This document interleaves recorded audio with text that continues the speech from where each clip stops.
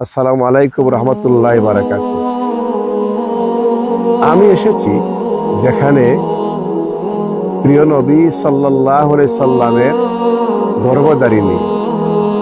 পৃথিবীতে অনেক মা আছেন, আমার মা, আপনার মা।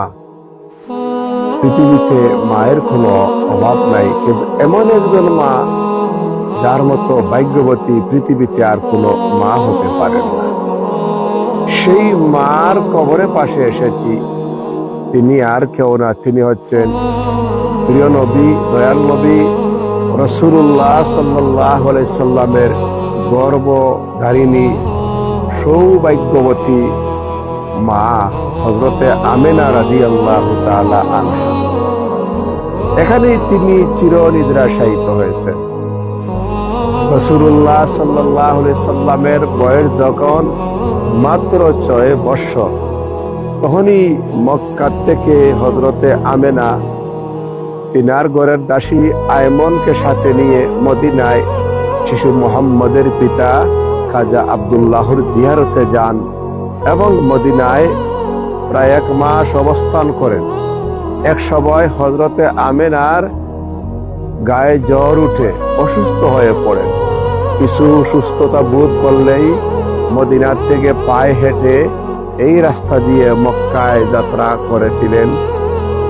এই জায়গাতে পৌঁছার পরে, এই আবওয়া নামক জায়গাতে পৌঁছার পরে, এটাকে লোকাল ভাবে এই উম্মুর রাসূল বলা হয়, মাকবারায় উম্মুর রাসূল। লোকাল আরবিরা বলেন মাকবারায় উম্মুর রাসূল। তো এখানে যখন আসলেন, হযরতে আমেনার জ্বর খুব বেশি হয়ে গেল, জ্বর বেড়ে গেল, অসুস্থ হয়ে পড়লেন। এক পর্যায়ে তিনি উম্মে আয়মনের কোলে মাথা রেখে কান্না জড়িত কণ্ঠে বললেন, আয়মন, আমি বোধহয় এই পৃথিবীতে আর থাকবো না, আমি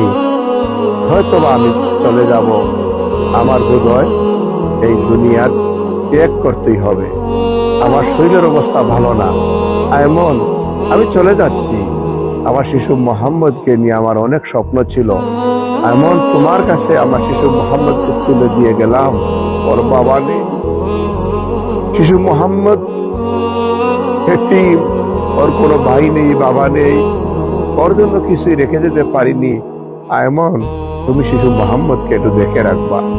এই শিশু মুহাম্মদ সাল্লাল্লাহু আলাইহি সাল্লামকে তোমার হাতে তুলে দিয়ে গেলাম। আর হযরতে আমেনাও তিনি কান্না করতে করতে এই পৃথিবী থেকে বিদায় হয়ে গেলেন। আয়মন চিন্তিত হয়ে পড়লেন, মেয়ে মানুষ কি করবেন, এখানে সারা রাত কাটালেন। ভোরবেলা আশপাশের কিছু লোকজন ডেকে এনে কোনোভাবে আয়মন সবার সহযোগিতা হযরতে আমেনাকে এখানে শোয়া রাখলেন। সেই উম্মে আয়মন হযরতে আমেনা রাদিয়াল্লাহু তাআলা আনহার জিয়ারতে আমরা আসতে পেরেছি, নিজেকে অনেক সৌভাগ্যবান মনে করি। আমার সাথে আমার সহকারী আকাশ খান আছেন। আমরা এখন ড্রাইভার নিয়ে বদর থেকে খুব সকালে ফজর নামাজ ওয়াক্ত পড়ে আমরা রওনা দিয়েছিলাম। আলহামদুলিল্লাহ আমরা এখানে যথাসময়ে পৌঁছতে পেরেছি। সরকারি আইন এবং লোকাল এই প্রশাসনের এখানে আসা যাওয়াতে বাধা রয়েছে, অনেক বাধা বিপত্তি অপেক্ষা করে হযরত মা আমেনার জিয়ারতে আমরা আসতে পেরেছি।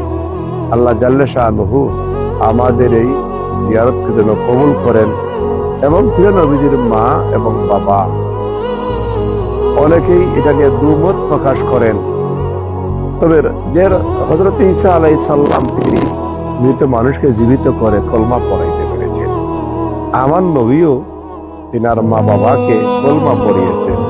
আর আমার আকীদা, আমার বিশ্বাস, আহলে সুন্নাতুল জামাতের আকীদা বিশ্বাস, প্রিয় নবী সাল্লাল্লাহু আলাইহি সাল্লামের বাবা মা অবশ্যই জান্নাতি, এতে কোনো সন্দেহ নেই।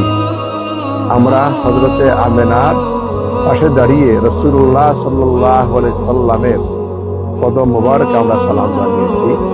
আল্লাহ জাল্লে শাআনুহু যেন আমাদেরকে মাফ করে দেন, আমাদেরকে যেন ক্ষমা করে দেন এবং এই পবিত্র জায়গার খাতিরে যেন আমাদেরকে ক্ষমা করে দেন।